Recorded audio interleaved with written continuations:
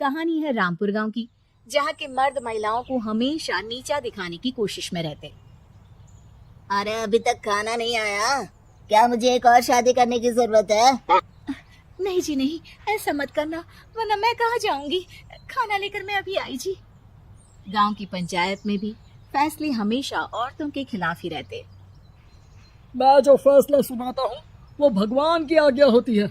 इस लड़के ने अपने मन से शादी करके अच्छा नहीं किया। लड़के को घर भेज दो और इसकी शादी इसकी जाति की किसी लड़के से करवा दो, लेकिन ये लड़के, इसे तो गांव के बाहर निकाल दो। नहीं नहीं जमींदार साहब, ये क्या बोल रहे हैं? ऐसा नहीं हो सकता। मेरी बेटी मासूम है, इसे अच्छे बुरे की समझ नहीं है। अरे कहाँ जाएगी ये बेचारी? कहाँ जाएगी? इतनी चिंता है तो पूरे परिवार का गांव निकाला कर देते हैं। बेचारे पूरे बसे बसाए परिवार को गांव छोड़ना पड़ता है। चाहे जो हो, अगर बेटियों को कंट्रोल नहीं कर सकते तो गांव में रहने का कोई मतलब नहीं है। यहाँ औरतों को दब कर रहना होगा। कोई भी अपने हिसाब से कुछ नहीं कर सकता, सब ईश्वर की मर्जी से ही होगा। तभी गांव का एक आदमी दौड़ा दौड़ा आता है। सरपंच साहब, जमींदार साहब, वो कालिया है ना, उसकी बेटी पढ़ने के लिए शहर जा रही है। अच्छा, ये कब हो गया?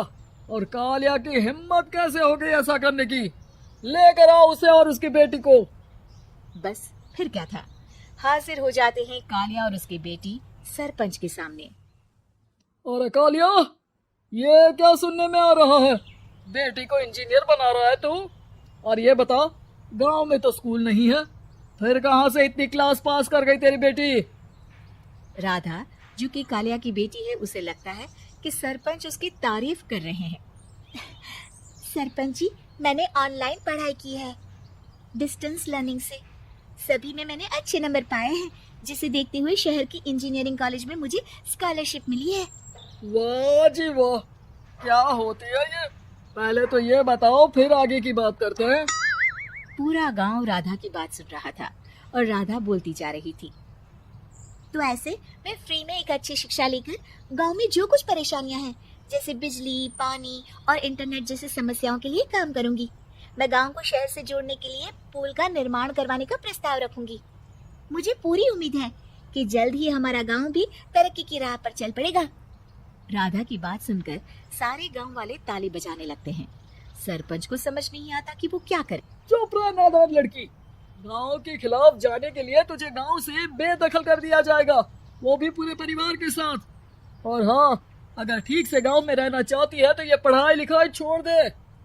हम तेरे लिए गांव का कोई होनहार लड़का देखेंगे। तभी गांव का एक आदमी बोल पड़ता है। अरे नहीं नहीं सरपंच जी, राधा बिटिया जो बता रही है, अगर वैसा हो जाए तो हम लोगों को पैसा कमाने के लिए बाहर नहीं जाना पड़ेगा। हाँ जी, और ना ही कोसों दूर पानी के लिए भटकना पड़ेगा। हमारे बच्चे भी अच्छी पढ़ाई कर सकेंगे और आगे बढ़ेंगे, ना कि हमारी तरह खेती करते बैठेंगे। क्यों गांव वालों, राधा बिटिया का साथ देना चाहिए ना। सरपंच देखता है कि गांव राधा के साथ है तो वो चुप हो जाता है। वो घर आकर अपने सलाहकार से बात करता है, जो बहुत ही चालाक किस्म का इंसान होता है। अरे सरपंच साहब, आपको बहुत ही होशियारी से काम लेना पड़ेगा। एक बार गांव तरक्की कर गया, यहाँ के बालक पढ़ लिए तो कोई ना पूछेगा आपको। और फिर ये जो बेटा और बेटी है ना आपके, इनको भी आम लोगों की तरह ही जीवन जीना होगा। हाँ, लेकिन करे तो क्या करे? वो ना आप मुझ पर छोड़ दीजिए, बस मैं जैसा बोलूं करते जाइए।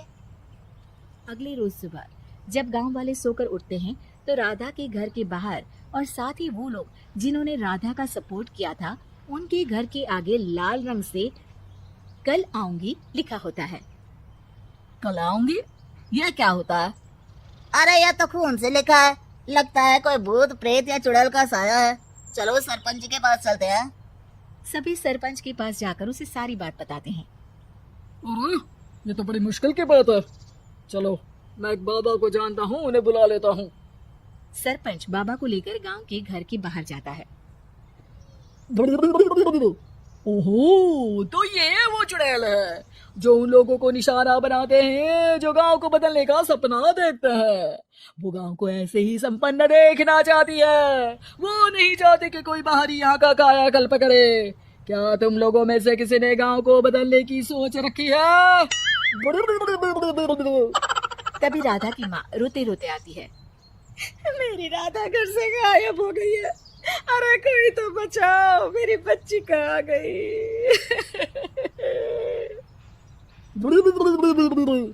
ले गई वो चुड़ैल, तेरी बच्ची को ले गई। अब वो उसे श्रापित करके छोड़ेगी, उस पर चुड़ैल का साया हो जाएगा।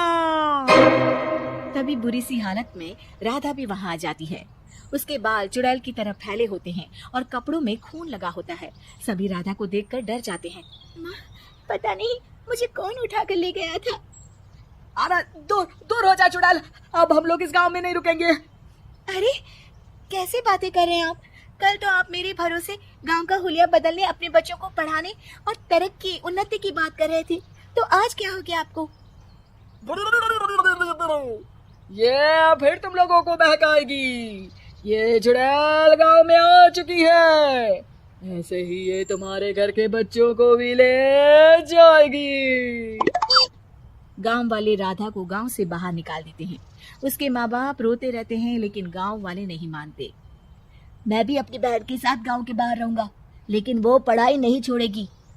वहीं सरपंच के घर पर सलाहकार कहता है, देखा, सांप भी मर गया और लाठी भी नहीं टूटी।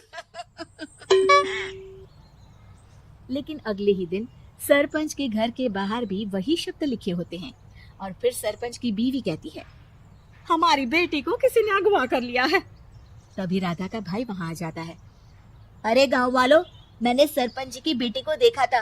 वो चुड़ैल उसे उठाकर ले जा रही थी। अरे क्या मजाक कर रहे हो? नहीं नहीं सरपंच जी, आप नहीं जानते। वो चुड़ैल अब आपकी बेटी में आ जाएगी, जैसे राधा के अंदर आ गई थी। तभी सरपंच की बेटी वैसी ही हालत में वहां आती है जैसे राधा आई थी। पापा, पता नहीं कैसे मैं गायब हो गई थी। चुड़ैल, इसके अंदर भी चुड़ैल का साया है, मारो इसे। अरे नहीं नहीं, इसे भी राधा के पास गांव के बाहर ही भेज दो। अरे चुप रहो, मेरी बेटी कहीं नहीं जाएगी और चुड़ैल वुड़ैल कुछ नहीं होता है। अरे कैसे बात कर रहे हो सरपंच जी? आप तो बोल रहे थे कि आपका फैसला भगवान का ज्ञान होता है, तो अपने पर बात आई तो अब आप ऐसे बोल रहे हैं। अरे ना ना ना, आपको अपनी बेटी को त्यागना ही होगा। अरे बुलाओ बाबा को। राधा का भाई बाबा को ले आता है, जिसे अब गांव वालों के डर के कारण सच बोलना पड़ता है। मैं कोई बाबा नहीं हूँ, मैं तो मोची था। ये सलाहकार महोदय ने मुझे कहा था एक्टिंग करने को। अब वो मुझे पैसे देने वाले हैं। अब मुझे माफ कर दो। गलती हो गई, मुझे माफ कर दो। तभी वहां राधा आ जाती है। देखा सरपंच जी, जब गांव के बच्चे साक्षर होंगे तो आप जैसे लोगों की चालाकी नहीं चलेगी।